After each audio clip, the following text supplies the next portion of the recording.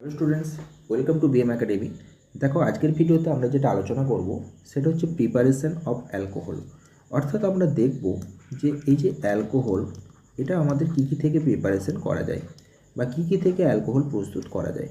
তো যখন এই অ্যালকোহলের প্রস্তুতির কথা আমরা ভাববো, তখন আমরা মনে মনে পুরো ব্যাপারটাকে একটু আলোচনা করব, মানে ভাববো আর কি, যে ক্লাস 11-এ কী কী চ্যাপ্টার আমরা পড়েছি, ক্লাস 12-এ আমরা কী কী চ্যাপ্টার পড়ছি বা এর আগে পড়েছি, বা কী কী চ্যাপ্টার এর পরের সিলেবাসে আমাদের আছে। পুরো সিলেবাসটা যদি আমাদের মাথার মধ্যে থাকে, তাহলেই আমরা বুঝে যাব যে অ্যালকোহলকে কী কী থেকে বানানো যায়, বা আমরা মনে মনে একটা কল্পনা করতে পারবো বা অবসর সময়ে আমরা ভাবতে পারবো। তো দেখো, ক্লাস 11 আমরা হাইড্রোকার্বন পড়েছি। সেই হাইড্রোকার্বনে আমরা পড়েছি অ্যালকেন, অর্থাৎ এই অ্যালকেন থেকে অ্যালকোহল কী করে বানানো যায় আমরা সেটা ভাববো। আর কি পড়েছি? অ্যালকিন। এই অ্যালকিন থেকে কী করে অ্যালকোহল বানানো যায় সেটা আমরা ভাববো। এর আগের চ্যাপ্টারটা আমাদের কী ছিল? Hello alkane. সেই হ্যালো অ্যালকেন থেকে অ্যালকোহল কী করে আমরা বানাতে পারবো সেটা আমরা ভাববো বা আলোচনা করব। এবার নেক্সট যে আমাদের এর পরের যে চ্যাপ্টারটা আছে, অ্যালকোহলের পরের চ্যাপ্টার, সেখানে আমরা পাবো কার্বনিল গ্রুপ, অর্থাৎ সেখানে আমরা পড়বো অ্যালডিহাইড এবং কিটোন। সেই অ্যালডিহাইড বা কিটোন থেকে কী করে আমরা অ্যালকোহল বানাতে পারবো সেটা আমরা দেখব।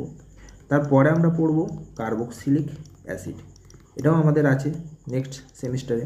সেই কার্বক্সিলিক অ্যাসিড থেকে কী করে অ্যালকোহল বানানো যায় সেটা আমরা দেখব। আর কি? Primary amine. প্রাইমারি অ্যামিন থেকে কী করে অ্যালকোহল বানানো যায় সেটা আমরা দেখব। আর এই কার্বক্সিলিক অ্যাসিডের সাহায্য নিয়ে বা বেশ কিছু যৌগ থেকে গ্রিগনাট বিকারকের সাহায্যেও অ্যালকোহল বানানো যায়। তাহলে 6 নম্বর পয়েন্ট, লাস্ট পয়েন্টটা হচ্ছে গ্রিগনাট রিএজেন্ট। গ্রিগনাট রিএজেন্ট অর্থাৎ এই এতগুলো প্রসেসের মাধ্যমে আমরা অ্যালকোহল বানাতে পারবো। সব থেকে প্রথমেই কী বললাম? অ্যালকেন থেকে, তারপরে হচ্ছে অ্যালকিন থেকে, তারপরে হচ্ছে হ্যালো অ্যালকেন থেকে। এখানে একটা জিনিস বলার আছে যে অ্যালকেন থেকে ডাইরেক্ট অ্যালকোহল বানানো যায় না, আগে অ্যালকেন থেকে হ্যালো অ্যালকেনে কনভার্ট করতে হয়, সেই হ্যালো অ্যালকেন থেকে আমরা অ্যালকোহল বানাতে পারবো। তাহলে এই অ্যালকেন আর হ্যালো অ্যালকেনকে আমরা একটা পয়েন্টের মধ্যেই কভার করব। 2 নম্বরে আমরা যে পয়েন্টটা কভার করব সেটা হচ্ছে অ্যালকিন। 3 নম্বরে আমরা যেটা কভার করব সেটা হচ্ছে অ্যালডিহাইড বা কিটোন থেকে কীভাবে বানাচ্ছি। 4 নম্বরে আমরা কভার করব কার্বক্সিলিক অ্যাসিড থেকে কী করে অ্যালকোহল বানাচ্ছি। এই কার্বক্সিলিক অ্যাসিডের সাথে সাথে আমরা এখানে গ্রিগনাট রিএজেন্টটাকেও কভার করে নেব, এবং অবশেষে আমরা দেখব প্রাইমারি অ্যামিন থেকে কী করে অ্যালকোহল প্রস্তুত করা হচ্ছে। অর্থাৎ এই কয়েকটা মেথড যদি আমরা মনের মধ্যে রাখতে পারি, শুধুমাত্র মেথড বলতে কি, জাস্ট চ্যাপ্টারগুলোর নাম যদি আমাদের মনের মধ্যে রাখতে পারি, তাহলে আমাদের কী কী থেকে অ্যালকোহল তৈরি করা যাবে খুব সহজেই আমরা রিমেম্বার করতে পারবো। এবার আমাদের যে প্রসেসগুলো, কী কী প্রসেসের মাধ্যমে আমাদের এগুলো সব করা হয়ে থাকে, সেগুলো সম্পর্কে শুধুমাত্র জানতে হবে, তাহলেই হবে। আচ্ছা, তো সব থেকে প্রথমেই আমরা এবার যেটা হেডিং করব, 1 নাম্বার পয়েন্ট যেটা বললাম সেটা হচ্ছে ফ্রম অ্যালকেন, অর্থাৎ অ্যালকেন থেকে কী করে আমরা হ্যালো অ্যালকেন, এবং অবশেষে হ্যালো অ্যালকেন থেকে কী করে আমরা অ্যালকোহল তৈরি করব সেটা আমরা দেখব। তাহলে এটাকে আমরা একটা হেডিংয়ের মধ্যেই রেখে দিচ্ছি, ফ্রম অ্যালকেন বা হচ্ছে হ্যালো অ্যালকেন। বেশ, হেডিংটা করা হলো। তাহলে সব থেকে প্রথমেই যদি আমরা অ্যালকেনের কথা ভাবি, ধরো আমরা মিথেন নিলাম, ঠিক আছে। এই যে মিথেনটা, এটা যদি আমরা ক্লোরিনেশন ঘটাই, কিসের প্রেজেন্সে?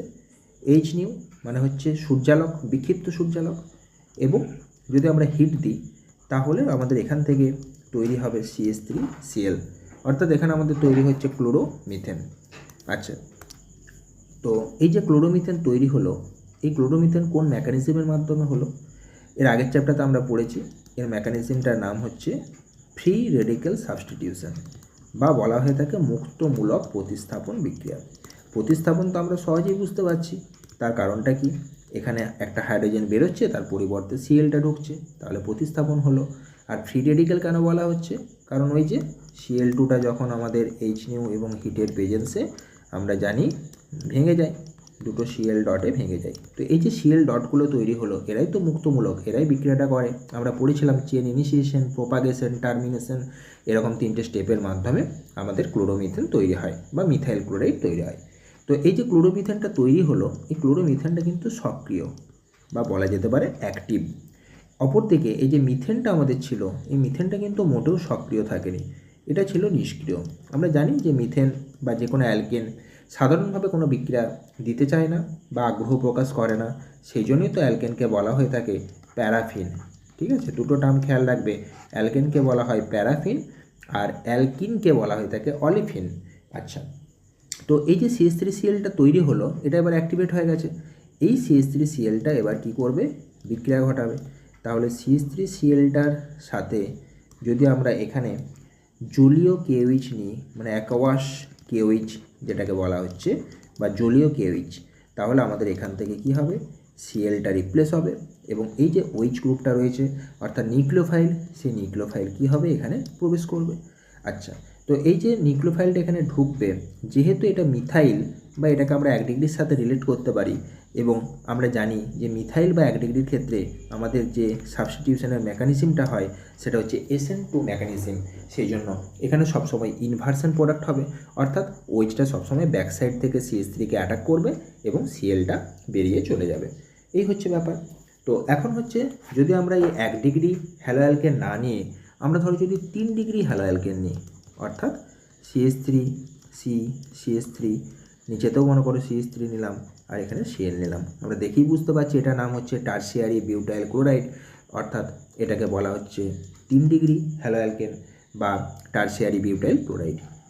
এটার ক্ষেত্রে কি হবে, এটার ক্ষেত্রে ধরো আমি অ্যাকোয়াস KOH নিলাম, তাহলে এর মেকানিজম তো আর SN2 হবে না, কারণ আমরা জানি 3 ডিগ্রির ক্ষেত্রে হয় SN1 মেকানিজম।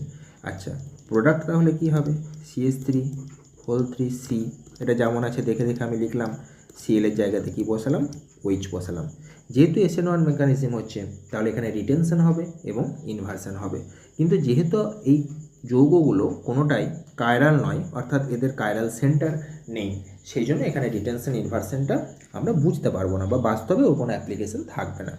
আচ্ছা, তো আরেকটা জিনিস, এই যে জলীয় KOHটা রয়েছে, এর পরিবর্তে আমরা এটাও ব্যবহার করতে পারি, বইতে দেখবে এই রিজেন্টটাও দেওয়া আছে, Ag2O আর ওয়াটার।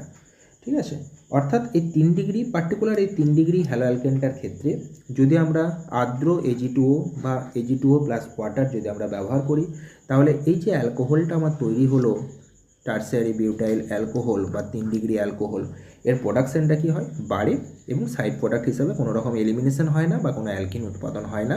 অর্থাৎ ভালো অ্যালকোহলের প্রোডাকশান পাওয়ার জন্য আমরা জলীয় KOH তো ব্যবহার করতেই পারি, পাশাপাশি আমরা Ag2O প্লাস ওয়াটার আমরা ব্যবহার করতে পারি। তো এর মেকানিজমগুলো এখানে আর আলোচনা করছি না, কারণ এগুলো সবই আগের চ্যাপ্টারতে করা আছে। আচ্ছা, এবার আমরা দেখব যে অ্যালকিন থেকে কি করে অ্যালকোহল প্রস্তুত হয়। তাহলে 2 নম্বর পয়েন্টটা আমরা করছি ফ্রম অ্যালকিন। তাহলে 1 নম্বর পয়েন্টটা আমরা এতক্ষণ ধরে আলোচনা করলাম যে অ্যালকেন বা হ্যালো অ্যালকেন থেকে কি করে অ্যালকোহল তৈরি করা যায়।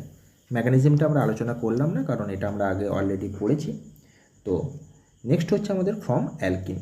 তো যে কোনো একটা অ্যালকিন যদি আমরা লিখি, ধরো আমি CH2 ডবল বন্ড CH2 এটাই লিখলাম, এটাকে আমরা জানি যা সাধারণ নাম হচ্ছে ইথিলিন, এবং যদি IUPAC নামের কথা বলি তাহলে নাম হবে ইথিন। আচ্ছা, তো এই যে অ্যালকিনটা আমরা লিখলাম, এই অ্যালকিন থেকে যদি আমরা অ্যালকোহল বানাতে চাই, তাহলে একটা সাইডে তো বুঝতেই পারছি হাইড্রোজেন অ্যাড করতে হবে, আর একটা সাইডে কি অ্যাড করতে হবে, OH। তাহলেই দেখো আমাদের অ্যালকোহল এখান থেকে প্রস্তুত হয়ে যাবে।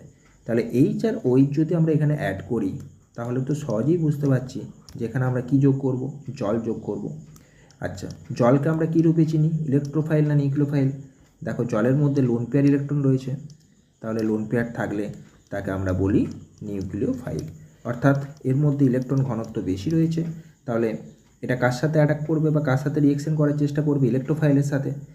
আচ্ছা, তাহলে এই যে ইথিনটা আমরা নিয়েছি, এখানে যেহেতু পাই বন্ড রয়েছে, সেই জন্য এই ইথিনটাও কিন্তু আমার নিউক্লিওফাইল। এইবার দুটো নিউক্লিওফাইলের মধ্যে তো রিঅ্যাকশন হয় না, তাহলে ইথিনের সাথে যদি আমরা শুধু জলের বিক্রিয়া ঘটাতে চাই, তাহলে কি আমরা অ্যালকোহলটা পাবো না, তাহলে আমাদের এই অ্যালকোহল প্রোডাকশানটা আসবে না। তাহলে আমরা পাবো কি করে,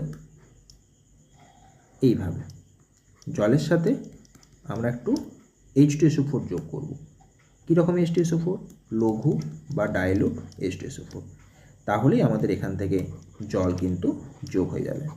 ডবল বন্ডটা সিঙ্গেল বন্ড হবে, একদিকে হাইড্রোজেন যোগ হবে আরেকদিকে আমার যোগ হবে OH।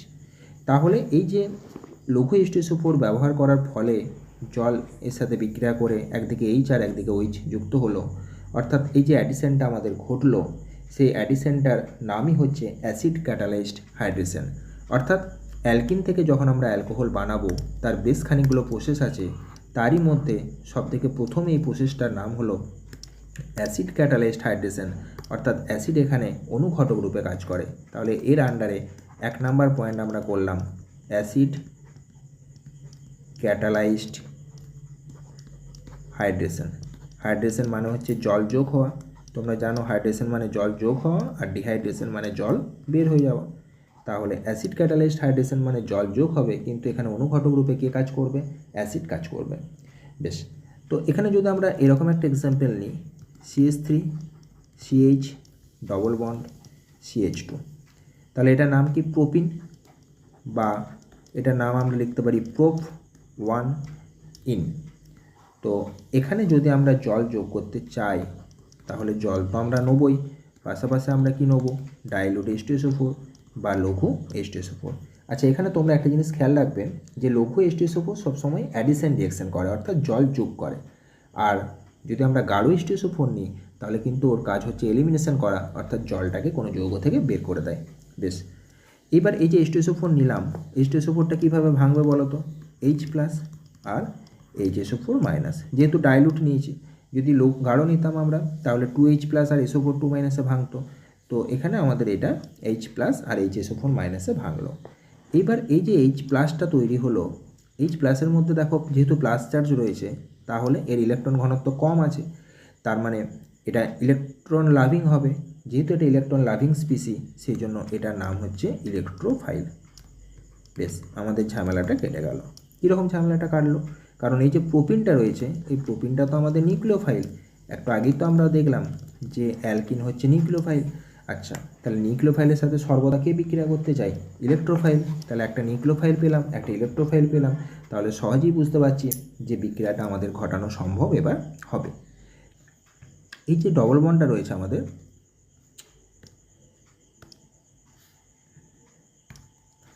দেখো এই যে আমাদের ডবল বন্ডটা রয়েছে, এই পাই বন্ডের ইলেকট্রনগুলো সবসময় কী চায়? মুভ করতে, হয় বাঁ দিকে না হলে ডান দিকে। তো এক্ষেত্রে কী হবে? পাই বন্ডের ইলেকট্রনটা ডান দিকে মুভ করবে। ডান দিকে মুভ করলে কী হবে? এখানটাতে মাইনাস হবে আর এই কার্বনের মাথায় প্লাস হবে। তাহলে যেহেতু এই ধারের কার্বনটাতে আমার মাইনাস চার্জটা এলো, তাহলে এখানে ইলেকট্রন ঘনত্ব বাড়লো। তাহলে H+ কোথায় যে অ্যাটাক করবে? এই ধারের কার্বনটাতে। ঠিক আছে, অর্থাৎ যে কার্বনে আমার ইলেকট্রন ঘনত্ব বেশি হচ্ছে। তাহলে এখান থেকে আমার যে প্রোডাক্টটা দাঁড়াবে, যে মিডিলে এই প্রোডাক্টটা হবে, সেটা কীরকম দেখতে হবে? CH3 CH, মাঝের কার্বনে প্লাস চার্জ চলে আসবে, কারণ পাই বন্ডের ইলেকট্রনগুলো কোন দিকে শিফট করেছে? ডান দিকে শিফট করেছিল। ঠিক আছে, এবং এই যে CH2-র সাথে আমার এই H+টা যোগ হয়ে গেল এখানে, তাহলে CH2-র সাথে H+ যোগ হওয়ার কারণে আমার এখানে তৈরি হয়ে যাবে এটা CH3। তাহলে এই কার্বোক্যাটায়নটা ক ডিগ্রি কার্বোক্যাটায়ন? 2 degree carbocation. যদি এখানে রিঅ্যারেঞ্জমেন্ট হওয়ার সম্ভাবনা থাকতো তাহলে রিঅ্যারেঞ্জমেন্ট হতো, কিন্তু এখানে তো রিঅ্যারেঞ্জমেন্ট হবে না, কারণ রিঅ্যারেঞ্জমেন্ট হলে প্লাসটা ধারে চলে আসবে, ফলে আবার 1 ডিগ্রিতে ওটা রূপান্তরিত হয়ে যাবে। বেশ, তাহলে এই পোর্শনটা বোঝা গেল, আমাদের কার্বোক্যাটায়ন ফর্মেশন অবধি গেলাম। এইবার আমাদের জলের কাজ। জলটা তো নিউক্লিওফাইল, তাহলে ও কোথায় যে অ্যাটাক করতে চাইবে? যেখানে ইলেকট্রন ঘনত্ব কম আছে। ইলেকট্রন ঘনত্ব কোথায় কম আছে? মাঝের কার্বনটাতে। তাহলে এই জলের লোন পেয়ার কোথায় দান করবে? মাঝের কার্বনে।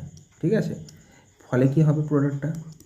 CH3 CH CH3 O H2। আচ্ছা, একটা লোন পেয়ার তো অক্সিজেনে রয়ে গেছে, আর যেহেতু অক্সিজেন ইলেকট্রন কার্বনকে দান করেছে, সেই জন্য অক্সিজেনের মাথায় কী চার্জ আসবে? Plus charge. কার্বনের তো 4টে বন্ড হয়ে গেছে, তাহলে কার্বনের আর কোনো চার্জ থাকবে না। তো এখানে দেখো, যেহেতু অক্সিজেনের মাথায় আবার প্লাস চার্জ হয়ে গেল, তার জন্য যৌগটা কী হয়ে যাবে? আনস্টেবল হয়ে যাবে। তাহলে আমরা এটাকে লিখে ফেললাম, কীরকম হয়ে যাবে যৌগটা? আনস্টেবল। ফলে এখান থেকে H+ বেরিয়ে চলে আসবে। তাহলে অ্যারো চিহ্ন দিয়ে আমরা দেখাচ্ছি H+টা বেরিয়ে চলে আসছে। তাহলে আমি -H+ করলাম, অর্থাৎ H+ বেরিয়ে চলে আসছে, এটা আমরা বোঝালাম। CH3 CH, এটা তাহলে OH হয়ে যাবে, আর এটা CH3 হয়ে যাবে। দেখো আমাদের অ্যালকোহল তৈরি হয়ে গেল। প্রোপান 2 অল বা আইসোপ্রোপাইল অ্যালকোহল বা 2 ডিগ্রি অ্যালকোহল আমাদের এখানে তৈরি হলো। আর কি হবে, এই যে এইচ প্লাসটা বেরিয়ে চলে এসেছে, এ কী করবে, যে HSO4 মাইনাসটা আগের থেকে আমাদের রিয়েকশানের মধ্যে আছে, সে এইচ প্লাস আর HSO4 মাইনাস মিলে আবার পুনরায় তৈরি করবে H2SO4। তাহলে H2SO4 যেমন ছিল অ্যাজ ইট ইজ ঠিক তেমনই রয়ে গেল। ওই জন্য H2SO4টাকে বলা হয়ে থাকে অনুঘটক বা ইংরেজিতে ক্যাটালিস্ট। তাহলে যেহেতু H2SO4 অনুঘটকের কাজ করছে, সেই জন্য দেখো বিক্রিয়াটার নাম হচ্ছে আমাদের অ্যাসিড ক্যাটালাইজড হাইড্রেশন। অর্থাৎ এই যে জল যোগটা হলো, সেখানে আমাদের হাইড্রেশনটা যেটা ঘটলো, সেখানে আমাদের H2SO4 অনুঘটক রূপে কাজ করলো, এবং এই H2SO4 ছাড়া বিক্রিয়াটা কিন্তু আমাদের কোনোভাবেই কিন্তু সম্ভব নয়। আচ্ছা, তাহলে এখান থেকে কী কী পয়েন্ট আমরা জানলাম, কী কী পয়েন্টগুলো আমাদেরকে খেয়াল রাখতে হবে এখান থেকে। সবথেকে প্রথমেই যদি আমরা বলি, 1 নম্বর পয়েন্ট হিসেবে যদি আমরা লিখি, তাহলে কি কি, পুরো রিয়েকশানটাতে দেখো মার্কোনিকভ রুলস কিন্তু মেনে চলছে, এমও রুল মেনে চলে, মার্কোনিকভ রুলস মেনে চলে। তাহলে মার্কোনিকভ রুলস কীভাবে মেনে চলছে, এটা যদি আমরা একটু দেখাতে চাই, তাহলে আমরা বুঝবো কী করে। লক্ষ্য করে দেখো, মার্কোনিকভ রুলস বলছে যে এই যে অ্যালকিনটা রয়েছে, এই যে ডবল বন্ডের দুদিকে যে দুটো কার্বন, একটা ডান দিক একটা বাঁ দিক, যে দিকটাতে হাইড্রোজেন বেশি, হাইড্রোজেনটা সেখানে ঢুকবে, আর যেখানে হাইড্রোজেন কম, তাহলে ডবল বন্ডের সেই কার্বনে মানে মাঝের কার্বনে কী ঢুকবে, OH ঢুকবে। দেখো এই 2 ডিগ্রি প্রোডাক্ট যেটা আমরা লিখেছি, সেই প্রোডাক্টের দিকে তাকাও। দেখো ডান দিকটাতে দেখো CH2 জায়গাতে আমাদের CH3 তৈরি হয়েছে, অর্থাৎ এখানে আমাদের কি ঢুকেছে, হাইড্রোজেন ঢুকেছে। আর যে কার্বনটাতে অর্থাৎ মাঝের কার্বনটাতে একটা হাইড্রোজেন ছিল, অর্থাৎ হাইড্রোজেন কম ছিল, সেখানে দেখো OHটা প্রবেশ করেছে।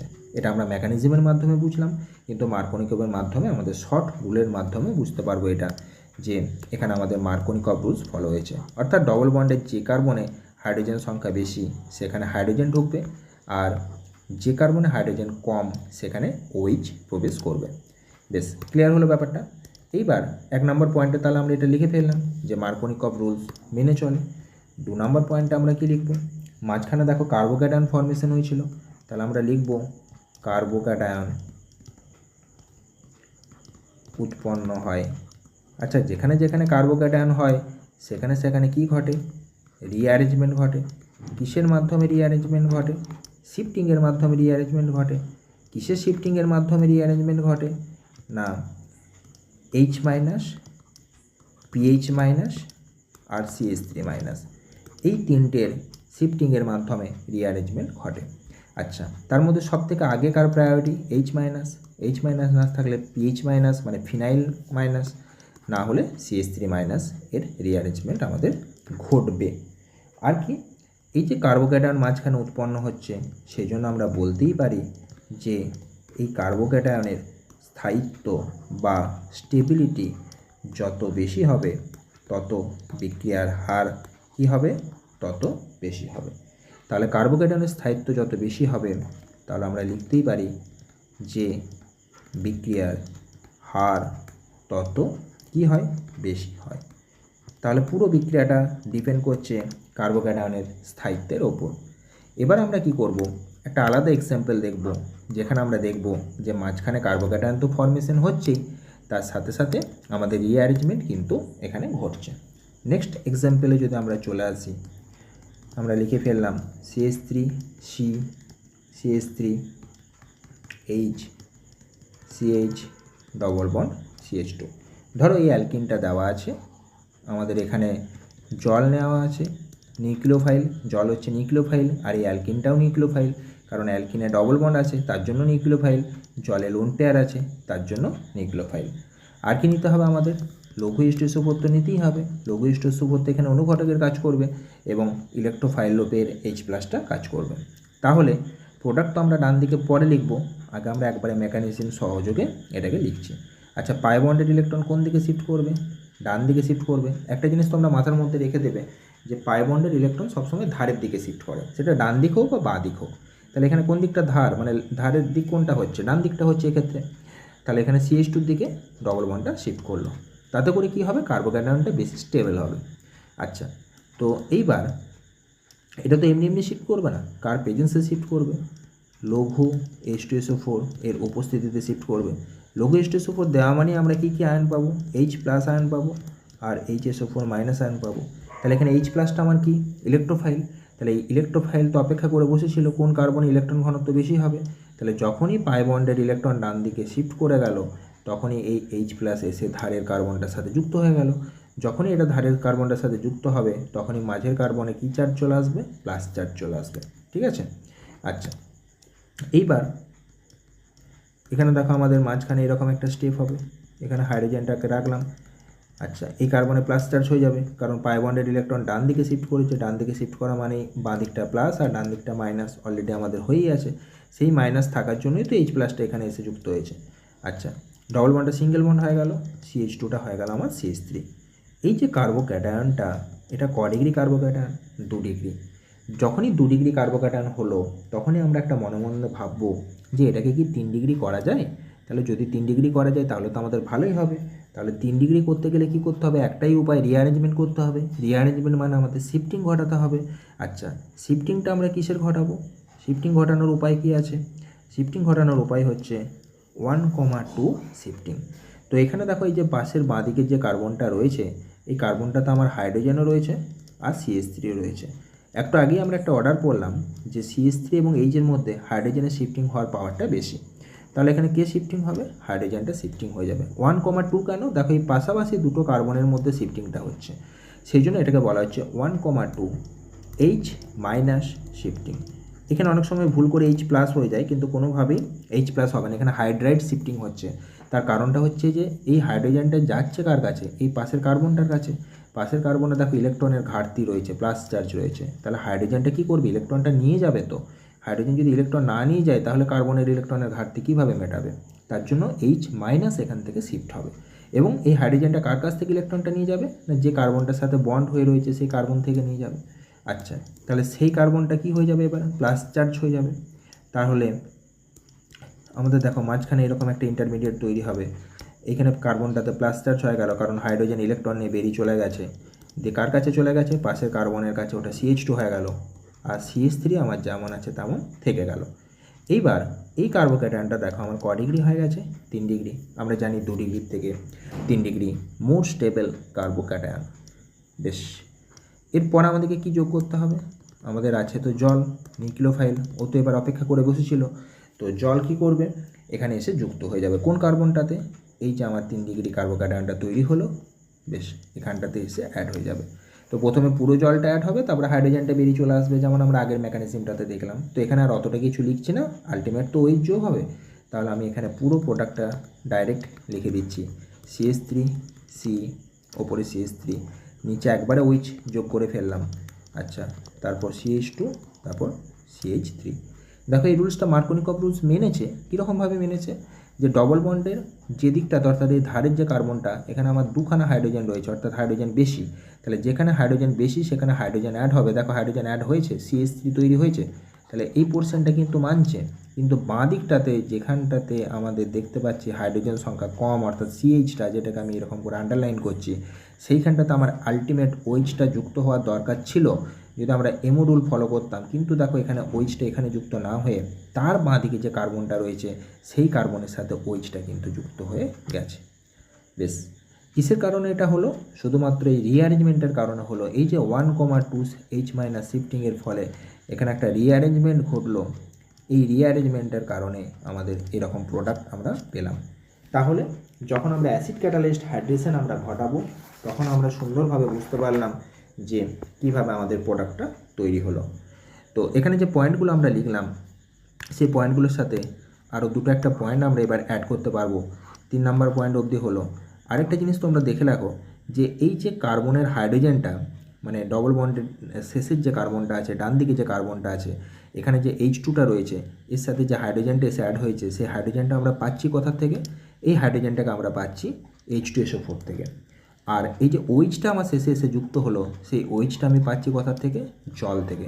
তাহলে এটাকে আমরা এবার একটু পয়েন্ট আকারে লিখে নিতে পারি। 3 নম্বর পয়েন্টের পর এটাকে আমরা একটু 4 নম্বর পয়েন্ট আকারে লিখতে পারি।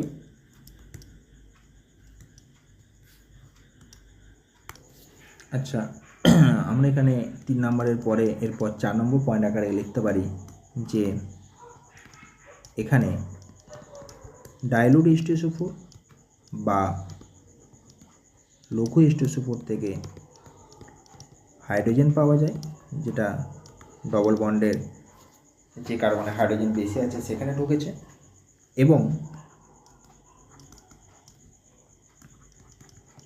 H2O থেকে OH পাওয়া যায়। বেশ, আশা করি ব্যাপারটা ক্লিয়ার হলো। 5 নম্বর পয়েন্ট হচ্ছে সাইন অর অ্যান্টি অ্যাডিশন ঘটে। এখানে যে অ্যাডিশনটা ঘটে সেটা সেম সাইডেও ঘটতে পারে, অপোজিট সাইডেও ঘটতে পারে। বেশ, তাহলে অ্যাসিড ক্যাটালাইজড হাইড্রেশনটা আমাদের এখানেই শেষ হলো। এবার নেক্সট আমরা যেটা বি পয়েন্টে আলোচনা করব সেটা হচ্ছে হাইড্রোবোরেশন অক্সিডেশন। তাহলে প্রথমেই লিখছি হাইড্রোবোরেশন, এটা প্রথমে ঘটবে, তারপরে কি ঘটবে, অক্সিডেশন ঘটবে, এবং অ্যালকিন থেকে এই পদ্ধতির মাধ্যমে আমাদের কি ফর্মেশন হবে, অ্যালকোহল ফর্মেশন হবে। বেশ, তাহলে হাইড্রোবোরেশন অক্সিডেশন কী করে রিয়েকশানটা আমরা দেখব। ওই একই জিনিস, আমরা প্রোপ 1 বা প্রোপিন নিলাম। এখানে আমাদের রিয়েজেন্টটা পাল্টে যাবে, আগের মতো ডাইলুট H2SO4 আর ওয়াটার নেওয়া হবে না। আমাদের এখানে BH3 নিতে পারি, বা BH3 আমরা জানি ডায়মার আকারে থাকে, সেই জন্য এখানে আমরা নিতে পারি B2H6। সলভেন্ট হিসাবে আমরা নেব THF। THF-এর পুরো নাম হচ্ছে টেট্রা হাইড্রোফিউরান, এবং B2H6 এবং THF দেওয়ার পরে আমার হাইড্রোবোরেশন পার্টটা কমপ্লিট হবে। অক্সিডেশনের জন্য আমরা কী নেব, H2O2 এবং OH-। ফলে কি হবে, এখানে অ্যান্টি মার্কোনিকভ রুল ঘটবে, অর্থাৎ ডবল বন্ডের যে কার্বনে হাইড্রোজেন বেশি আছে, অর্থাৎ এই যে ধারের কার্বনটা রয়েছে যেখানে আমার হাইড্রোজেন বেশি রয়েছে, সেখানে হাইড্রোজেন যোগ না হয়ে OH যোগ হবে, আর মাঝের কার্বনটাতে কী যোগ হবে, হাইড্রোজেন যোগ হবে। বেশ, তো অ্যান্টি মার্কোনিকভ রুলের ক্ষেত্রে আমরা জানি যে এক্ষেত্রে কোনো রকম কার্বোক্যাটায়ন ফর্মেশন হয় না। তাহলে এখান থেকে জাস্ট পয়েন্টগুলো আমরা লিখে নিলেই হবে যে এখানে AMO রুল ফলো হয়। কী রুল ফলো হয়, অ্যান্টি মার্কোনিকভ রুল ফলো হয়। কোনো কার্বোক্যাটায়ন হয় কি, হয় না, তাই আমরা এখানে লিখব কোনো কার্বোক্যাটায়ন ফর্মেশন হয় না। আর কার্বোক্যাটায়ন যদি না হয় তাহলে রিঅ্যারেঞ্জমেন্টের কোনো গল্প নেই। আচ্ছা, আর রিঅ্যারেঞ্জমেন্ট যদি না হয় তাহলে অ্যান্টি মার্কোনিকভ রুলসের ব্যতিক্রমের কোনো গল্প নেই। তার মানে আমাদের সমস্ত ক্ষেত্রেই এই রুলসটা ফলো হবে। আচ্ছা, কোথাও কিন্তু এমন হবে না যে ওইচটা একটু সরে গেল কার্বোক্যাটায়ন শিফটিংয়ের ফলে, এরকম ব্যাপার এখানে আসবে না।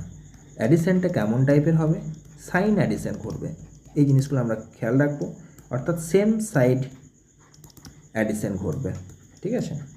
4 নাম্বার হচ্ছে এখানে এই যে আমরা হাইড্রোজেনটা অ্যাড করেছি, তাহলে এখানে লিখব যে এখানে হাইড্রোজেন আসে কোথা থেকে, BH3, বা আমরা যেটা লিখেছি B2H6, এখান থেকে আসে আমার হাইড্রোজেনটা,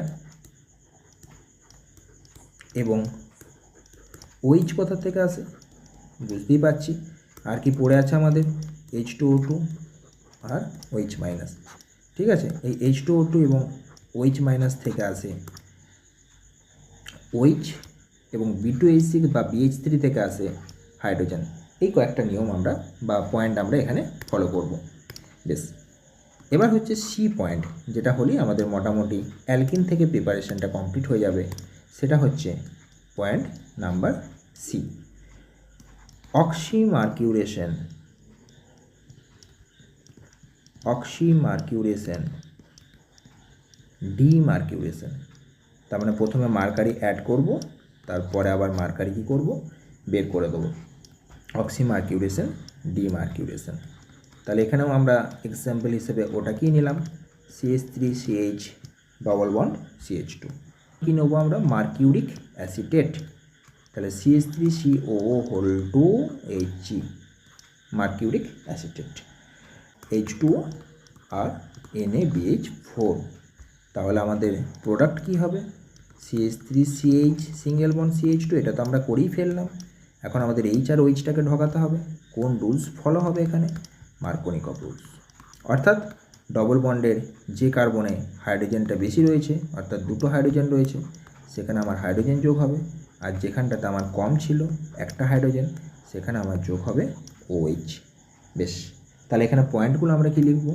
সবথেকে প্রথম পয়েন্ট, মার্কোনিকভ রুল ফলো করে বা মার্কোনিকভ রুল মেনে চলে। 2 নম্বর পয়েন্ট আমরা কি লিখব? এখানে কোনো কার্বোক্যাটায়ন উৎপন্ন কিন্তু হয় না। তাহলে খুব ইম্পর্টেন্ট পয়েন্ট এটা, যে এর মেকানিজম যখন দেখা যায়, মেকানিজমটা আমাদের অত দরকার নেই, শুধু এই পয়েন্টগুলো খেয়াল রাখলেই হবে। এখানে কোনো কার্বোক্যাটায়ন ফরমেশন বা উৎপন্ন হয় না, কোনো কার্বোক্যাটায়ন ফরমেশন হয় না। তাহলে কার্বোক্যাটায়ন যদি ফরমেশন না হয় তাহলে কি রিঅ্যারেঞ্জমেন্ট হবে? রিঅ্যারেঞ্জমেন্টও হবে না, তাই রিঅ্যারেঞ্জমেন্ট ঘটে না, রিঅ্যারেঞ্জমেন্ট ঘটে না। ঠিক আছে, অ্যাডিশনটা কেমন টাইপের হবে? সাইনও হতে পারে, অ্যান্টিও হতে পারে, 2 রকম অ্যাডিশনই এখানে ঘটে। বেশ, তাহলে আমাদের 3 রকমের রিয়েকশান আমরা এখানে আলোচনা করলাম। দেখো, সেটা কি? অ্যালকিন থেকে যখন আমরা অ্যালকোহল বানাবো, সব থেকে প্রথমেই আমরা যেটা আলোচনা করলাম, অ্যালকিন থেকে যখন অ্যালকোহল বানানোর সময় 1 নাম্বার হচ্ছে অ্যাসিড ক্যাটালাইজড হাইড্রেশন। সেখানে আমরা মেকানিজমটা বুঝলাম, এই মেকানিজমটি ইম্পর্টেন্ট। কার্বোক্যাটায়ন ফরমেশন হলো, রিঅ্যারেঞ্জমেন্ট ঘটলো, আমরা একটা এক্সাম্পল দেখলাম যেখানে আমাদের রিঅ্যারেঞ্জমেন্টটা হলো। নেক্সট আমরা দেখলাম হাইড্রোবোরেশন অক্সিডেশন। হাইড্রোবোরেশন অক্সিডেশনটার ক্ষেত্রেও কী হলো? প্রথমে হাইড্রোবোরেশন হলো, তারপর অক্সিডেশন হলো। কী মেনে চললো? রুলস কী মেনে চললো? Anti Markovnikov rules. অবশেষে আমরা দেখলাম অক্সিমার্কুরেশন, ডিমার্কুরেশন, সেখানে আমরা দেখলাম মার্কোনিকভ রুলস মেনে চলে, কিন্তু কোনো কার্বোক্যাটায়ন ফরমেশন হয় না, তাই রিঅ্যারেঞ্জমেন্টও ঘটে না। আচ্ছা, এরপর নেক্সট আমরা একটা এক্সাম্পল করব, তাহলে আমাদের এই পার্টটা শেষ হবে। তারপরে আমরা পরের ভিডিওতে আলোচনা করব যে কার্বনিল যৌগ অর্থাৎ অ্যালডেহিড কিটোন থেকে কী করে অ্যালকোহল উৎপন্ন হয়। তার আগে এখানে একটা জিনিস আমরা লিখে রাখবো, ঠিক যেমন আগেরগুলোতে আমরা লিখলাম, ঠিক আছে, 4 নম্বর পয়েন্ট হিসেবে আর কি, যে এখানে এই যে হাইড্রোজেনটা আমাদের আসছে, সেটা আসছে NaBH4 থেকে এবং OH-টা পাওয়া যাচ্ছে জল থেকে। তাহলে এই পয়েন্টটা আমরা এখানে লিখে ফেলবো 4 নম্বর পয়েন্ট আকারে। 4 নম্বর, এখানে হাইড্রোজেন আসে বা হাইড্রোজেন পাওয়া যায় NaBH4 থেকে এবং OH আসে বা OH পাওয়া যায় কি থেকে? H2O থেকে। দেখো, মনে করে দেখো একটা জিনিস, ওই OH-গুলো আমরা সব ওই জল থেকেই পাচ্ছি, জল বা H2O2 OH মাইনাস ওখান থেকেই পাচ্ছি। আর আদার্স যে পার্টটা থাকছে সেখান থেকে আমাদের বেশিরভাগই কী আসছে? হাইড্রোজেনটা আসছে। তাহলে এটা আমাদের কমপ্লিট হয়ে গেল। এবার যে এক্সাম্পলটার কথা বললাম, সেই এক্সাম্পলটা এবার আমরা একটা দেখে নেবো যে আমাদের 3টে ক্ষেত্রে কীরকম রিয়েকশান হবে, তাহলেই মোটামুটি কমপ্লিট হয়ে যাবে। CH3 C CH3 CH3, আগেরটাতে দেখো নিচে হাইড্রোজেন রেখেছিলাম, এখানে CH3 দিয়ে দিলাম। ঠিক আছে, সেম টাইপের এক্সাম্পল, একটা অ্যালকিন নিলাম আমরা। এই অ্যালকিনের 3টে রিয়েকশান আমরা ঘটাবো। সবথেকে প্রথমেই আমরা যেটা নেব সেটা হচ্ছে ডাইলুট H2SO4 এবং ওয়াটার, অর্থাৎ অ্যাসিড ক্যাটালাইজড হাইড্রেশন। কী রুলস ফলো হবে এখানে? আমরা জানি মার্কোনিকভ রুলস ফলো হবে। আচ্ছা, এখানে রিঅ্যারেঞ্জমেন্ট কী হবে? রিঅ্যারেঞ্জমেন্ট কি ঘটবে নাকি ঘটবে না? আমরা জানি এখানে রিঅ্যারেঞ্জমেন্ট ঘটবে, রাইট চিহ্ন দিয়ে দিলাম, রিঅ্যারেঞ্জমেন্ট ঘটবে। আচ্ছা, প্রোডাক্ট তো আমরা জানি কি হবে, আগে তো আমরা একটা মেকানিজম করলাম, আমরা ডাইরেক্ট করার চেষ্টা করছি। দেখো, এই যে CH3টা রয়েছে, এই CH3টা কী হয়ে যাবে? এখানে শিফট হয়ে যাবে। আচ্ছা, আর এই যে ধারের CH2টা রয়েছে, এই CH2টার সাথে আমার কী যোগ হবে? হাইড্রোজেন যোগ হবে, কারণ এখানে মার্কোনিকভ রুলস ফলো হচ্ছে। তাহলে আমি ধারের যে CH2টা রয়েছে তার সাথে আগে হাইড্রোজেনটাকে যোগ করলাম। এই CH3টা মাঝের কার্বনে শিফট হয়ে গেলে, ডান দিকে শিফট হয়ে গেলে CH3টা এখানে চলে আসবে, আর এইখানটাতে কার্বোক্যাটায়ন হবে 3 ডিগ্রি দিয়ে, OH-টা আলটিমেট কী হবে? এখানে ঢুকে পড়বে। বেশ, আশা করি ব্যাপারটা বুঝতে পারলে। এরপর 2 নম্বর পয়েন্ট আকারে আমরা যেটা আলোচনা করব সেটা হচ্ছে BH3 নিতে পারি এখানে, বা আমরা B2H6 নিতে পারি, একই ব্যাপার। তার সাথে টেট্রাহাইড্রোফিউরান তো নিতেই হবে, আর কি নিতে হবে? অক্সিডেশন ঘটাতে হবে, H2O2 OH মাইনাস। কী রুলস ফলো হবে? AMO রুলস ফলো হবে, এই মাত্র আমরা আলোচনা করলাম, অ্যান্টি মার্কোনিকভ রুলস। আচ্ছা, এখানে তো কোনো রিঅ্যারেঞ্জমেন্টের ব্যাপার নেই, তাহলে আমাদের কি হবে? এটা যেমন আছে আমরা দেখে দেখে লিখে ফেললাম, CH করলাম, CH2 দিলাম। আচ্ছা, যেখানে বেশি হাইড্রোজেন আছে সেখানে OH-টাকে ঢোকাতে হবে, যেখানে কম আছে সেখানে হাইড্রোজেনটাকে ঢোকাতে হবে। কমপ্লিট হয়ে গেল। লাস্টেরটা হচ্ছে অক্সিমার্কিউরেশন। অক্সিমার্কুরেশন ঘটাতে গেলে আমাদেরকে CH3COO(H) নিতে হবে, মার্কিউরিক অ্যাসিটেট H2O এবং NaBH4 দিয়ে ডিমার্কুরেশন ঘটাবো। কী রুলস ফলো হবে এখানে? মার্কোনিকার রুলস ফলো হবে, কিন্তু এখানে তো আবার কোনো রিঅ্যারেঞ্জমেন্ট হয় না। আচ্ছা, না হলে তো আমাদের পক্ষে ভালো, কারণ এটা যেটা আছে আমরা দেখে দেখে লিখে ফেলবো, কোনো অসুবিধা নেই। তাহলে এটা লিখে ফেলার পর আমরা CH করলাম, CH2 দিলাম। আমরা জানি যে মার্কোনিকার রুলসের ক্ষেত্রে যেখানে হাইড্রোজেন বেশি আছে সেই কার্বনে আমার Hটা বসবে, আর যেখানে আমার কম আছে সেখানে OHটা বসবে। তাহলে আমার প্রোডাক্টটা হবে এরকম টাইপের। আচ্ছা, তাহলে এটা একটা প্রোডাক্ট, এটা একটা প্রোডাক্ট এবং এটা একটা প্রোডাক্ট, তিনখানা প্রোডাক্ট আমরা এখানে পেয়ে গেলাম। আজকের ভিডিওটা এতটাই। পরের দিনে আমরা যেটা আলোচনা করব সেটা হচ্ছে কার্বনিল যৌগ থেকে, অর্থাৎ অ্যালডিহাইড এবং কিটোন থেকে কী করে অ্যালকোহল বানানো যায়। তারপর আমরা আলোচনা করব কার্বক্সিলিক অ্যাসিড থেকে কী করে বানানো যায়, অর্থাৎ এইটা। তারপর আমরা আলোচনা করব গ্রিগনার রিএজেন্ট থেকে কী করে বানানো যায়। তারপর আমরা আলোচনা করব প্রাইমারি অ্যামিন থেকে কী করে বানানো যায়। তাহলে আজকের ভিডিওতে আমাদের এই অ্যালকেন, হ্যালো অ্যালকেন এবং অ্যালকিনের আবার তিনটে পার্ট পড়লাম। তাহলে এই পোর্শনটা থেকে কী করে অ্যালকোহল তৈরি করা যাবে, এই তিনটে থেকে সেগুলো আমাদের আজকের ভিডিওতে কভার হলো। বাকিগুলো বাকি রইল, পরের ভিডিওতে আলোচনা হবে। ওকে, থ্যাংক ইউ।